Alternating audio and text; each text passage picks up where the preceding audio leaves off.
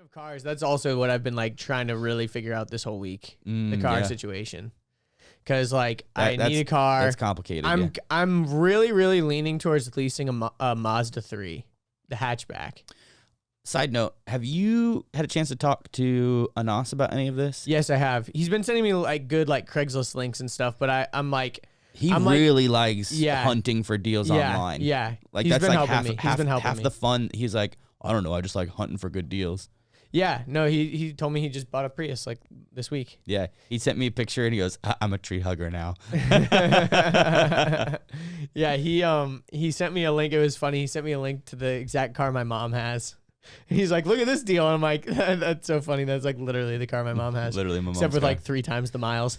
Yeah. But yeah, Mazda 3s are one of those things. Doesn't Jalila have one? Yeah. So she has the sedan version. She told me, I was kind of blown away. She said she got it used at like 2 or 3 years old for like $14,000. Wow. And she like obviously like makes payments on it. Yeah. But I was like, a car under $20,000? That doesn't make sense to me. But I guess really? I guess Mazda 3s are brand new. They're brand new. They're only like 23. That's what I'm saying. Is like, dude, like honestly, I've been watching a lot of reviews on Mazdas and stuff, and it's like they cater to like their whole mantra for so long was like the zoom thing. Okay. So it's like they're like supposed to be like the fun car, but they also that was because the Miata basically.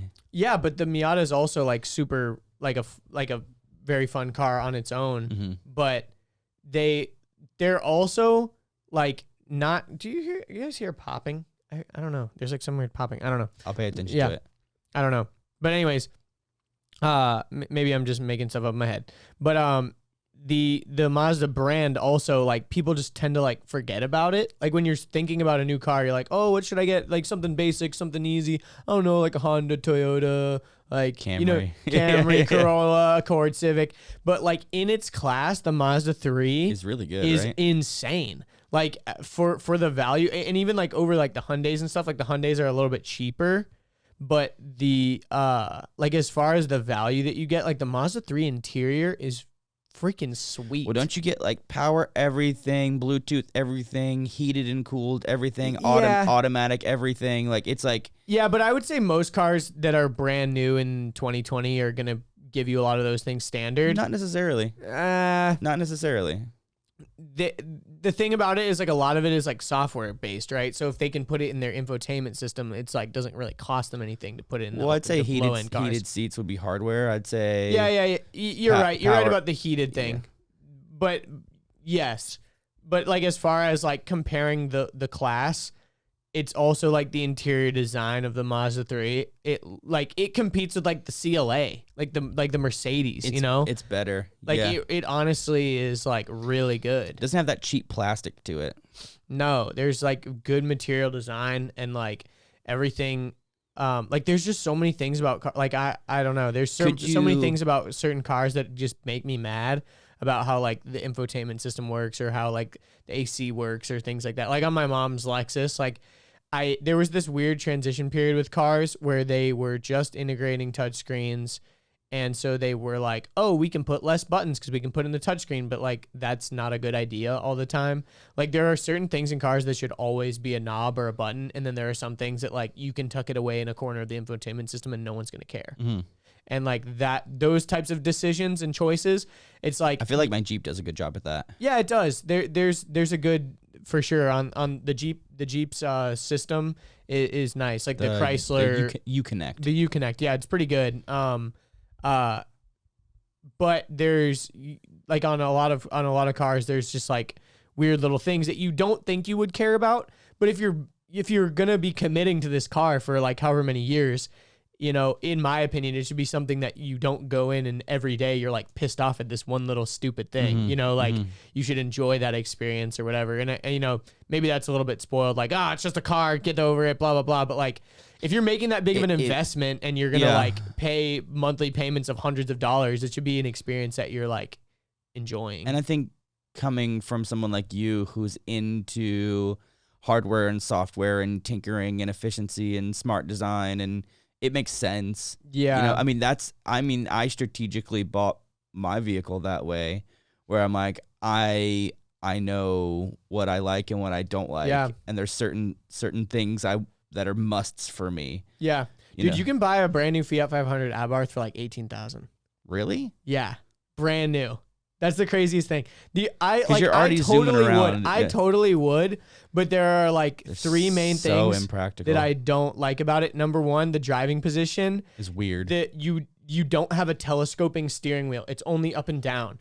So like you have to be like right up on it because it's so tiny, or else you're like so stretched out, and it's just like kind of weird. Like you can get used to it, but for a daily, it's just like it's a little too. And the other thing is, if you take out the back seats, you've got so much room in the trunk. Like it actually is pretty practical, but it's like for you don't like the windows either, right? Because they're in the center. I rarely am I messing with the windows. Like that doesn't mess. That doesn't. Did I tell you how I figured out why they do that? No. Okay, so the reason, so this is kind of interesting. So in the Fiat 500, and also they did this in the PT Cruiser and a couple of other cars, they put a lot of things in the middle. Driver focused. It's not driver focused. It's because they can make the same exact parts for left and right hand drive. Oh. And also, that makes perfect sense. The doors don't have as much technology in them either. Like the doors can be as thin as possible because it's such a tiny car. So they don't need to put like the switches and stuff in it. But it's funny, if you look, the car is very like symmetrical. So you can see how instead of having to create a whole right-hand drive dashboard and a whole left-hand drive dashboard, you can just like flip-flop it, and the console can stay the exact same because everything's in the middle. I think the same idea was in place for the Model 3, the Tesla Model 3, because there's no dashboard. It's all center. There's no there's no gauge cluster. It's all in the center, which if you're trying to cut costs, it's pretty genius, honestly. Who are your favorite people to listen to for advice on cars? Like consumer cars, not like, this is why you want to buy the Rolls-Royce Phantom. Yeah. There's a lot of car channels on YouTube that I've been watching. The car genre on YouTube is massive. Yeah, and actually it's pretty interesting. Because I've been looking into Mazdas a lot. Mazda videos pull crazy views because people are just like curious because no one has like I don't really know that many people that have a Mazda where I can like call them up and be like, yo, how do you like your Mazda? Like there's just, but like there's so many Toyotas, Hondas on the road that it's very easy to just like know someone that has one or whatever. But like, I don't know, people are just very curious. But I like Doug DeMuro. I feel like it is kind of a forgotten brand, but it's also not. I feel like it's pretty robust. Okay, let's put it this way. I saw some stats. I could be off on this, but this was just like, this was a thing that I saw when I was looking into this, like why Mazda numbers are so low. Mm-hmm. There's like 4 million, Toyota sold 4 million Corollas last year in the U.S. and Mazda sold 3 million total vehicles. Oh, like worldwide? In the U.S. Oh, but not just the 3. In foreign markets, Mazda does great. Like Australia, they have like a huge market. Like interesting. They have a really big market, but like in the U.S. for whatever reason, they're kind of just like forgotten. And I almost think it's because like their marketing isn't everywhere all the time, and there's just not so many of them on the road that you just like kind of forget about them. But like a lot of people are saying that a lot of people that buy Mazdas are like people that are like really doing their research and are very informed. Like they're like, this is actually really good. I think it's people that buy Subarus too. Yeah, that too. It's the same idea. Yeah, Subarus are really nice. Subarus also, are like Colorado. Also, Volvos are super nice. Have you ever been in like a modern Volvo? Oh yeah, super They're luxurious. Sick. Super luxurious, yeah. Yeah, like the XC whatever, the SUV, the top of the line SUV one. 90, I think it is. Yeah, I don't know. 70, whatever. I think the 70 is the smaller one. The 90 I think is the biggest one. But I could be wrong. But yeah, they make sweet cars. They're really, really good cars. Have you ever thought about, well, leasing actually makes a lot of sense for you particularly. The shittiest part is I wish I could lease a car that's like a 2017. Like you can only lease a brand new car. Well, you can, and how you do that is you just buy it with a loan, you know. But then for the lease period is like 24 to 30 months. You know, you can do more. Lease period is usually 2 to 3 years, and you get like all maintenance, all oil, like I don't think it's tires, oil most of the time. I think you get everything covered underneath the lease. It's typically cost. Not tires and oil. Tires and oil is not typically covered, but the funny thing is you can return a leased car with like bald as shit tires and they're not going to say anything.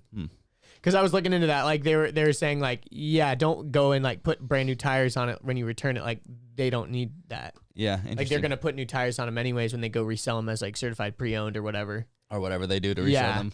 Yeah, or like sell them to like rental car companies. But you're right in the sense of like, yeah, you can make monthly payments on like a used car. All you got to do is go get a car loan. But you're going to end up in that car loan for like 60 months versus like 24 months. You know what I mean? Yeah, I remember. And you're going to be making probably around the same payments, which sucks. Because with a lease, it's like you're paying decently high payments, like almost close to what you'd probably be paying to own.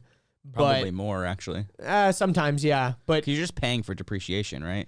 You're paying for the depreciation, but the other thing is you can get into a lease without paying a down payment a lot of times. And with cars, that's number one, it's a bad idea because you can get upside down in it really quickly. Yeah. Like you owe way more than it's worth. And then also you're paying like the ad valorem tax. You're paying you're paying all these things when you buy the car that versus goes when you into lease. The cost of it, yeah. When you lease, you're paying taxes like on your monthly payments. Like it's, when you're renting something, you're not paying like a big upfront tax. Like you just pay the tax of the rental costs. Yeah. So it's just like pros and cons, man. But like for whatever reason, it's just like, I don't like the idea of even, because I'm like, I don't have like tons of money right now. I don't even like the idea of driving a brand new car, but leasing like kind of seems like my best option right now. It makes the most sense. Which is weird. Yeah, one of the things that I remember finding really frustrating about car shopping, especially as a wheelchair user, was that like I couldn't test drive anything. Yeah, that does suck. Like I pretty much just, that does suck. I just had to do, like I could get in the driver's seat and without driving, I could play with everything. I could just like figure out, I just could mess with as much as possible, but I just had to like, I could practice loading in and out of my chair. I could practice, like on the screen and with the steering wheel and like. Don't they make those temporary hand controls you could kind of use? Yeah, but that takes a minute to install, and like if you don't own them, then why would you go buy one just to test drive vehicles? Yeah, I guess. And then you gotta like. But if you're making that big of a purchase decision, I mean, it makes sense, yeah. And then you gotta, a friend that usually will drive it for you, or like the when I bought guy. my G35, it was manual, and I didn't know how to drive manual, and I had my friend test drive it for me. And didn't you say the third gear synchro was out, but you didn't know it because he was so gentle with it? Well, the guy that drove it, the owner, he knew how to like do it like pretty, yeah. So when we went to go check it out, the guy who owned the car gave me the test drive basically because I was like, I don't really know how to drive manual. Can you just drive it? He's like, perfect. He won't know He'll this never third know gear's that missing. the third gear is fucked up. Yeah. And then, because if you like really fucking jammed it, it was like it would grind. Yeah. And then like when we went to pick up the car, my friend drove it home for me. Like, and he was like, yeah, this third gear's a little wonky. You're like, shit. Yeah. But I'm like, whatever. It was honestly a great car. Like I had so much fun with that car. Yeah. But this is the other thing I was telling my brother about this last night. Riveting conversation. I think it's kind of interesting. The other thing that's kind of interesting about like buying, so it's like, if you're not going to buy a car that's like, a few years old, then you're trying to buy something that's like $6,000, $7,000, $8,000. And then it's like, oh, cool, I'm owning it. 10 plus years older. It's 10 years old. And then not only that, but there's always, it's like a ticking time bomb. There's always going to be something. Mm-hmm. And then at the end of you like buying it and you're like, oh, cool. Like I own this car. At the end, I'll just sell it. It's like, it's probably going to be worth like $2,000 at the end or whatever. It was just like, or less. And then you're like struggling to sell it somewhere and you could take it to like CarMax and they'll give you like $1,000 for it. It's just, I personally like the idea of either leasing or outright owning. Like, I'm not a big fan of... Well, I mean, what other options do you have? Well, debt is what I'm saying. Like, when you can pull out a loan. Like, I'm not a big fan of debt. I'm more into, like, just outright owning. I see what you're saying. Because, like... If you just buy it in cash straight up. Or if you get it on a loan and then make your payments and then you outright own it. A lot of people, like, when they immediately outright own it, they're like, time for a new one. They'll wash their hands of it, or... Because you own your car, right? Yeah, I own mine outright. And it's like, don't get me wrong, I've definitely been tempted to be like, time for a new one, time to change it. But I'm like, dude, I literally own this. Like, I don't have any payments on it. Like, I got insurance payments, and that's it. Yeah. Hope you enjoyed that clip. If you want to watch the full episode that clip was from, you can click right here. If you want to subscribe to the channel, you can click right here. And if you want to watch more clips, we got 2 more right here.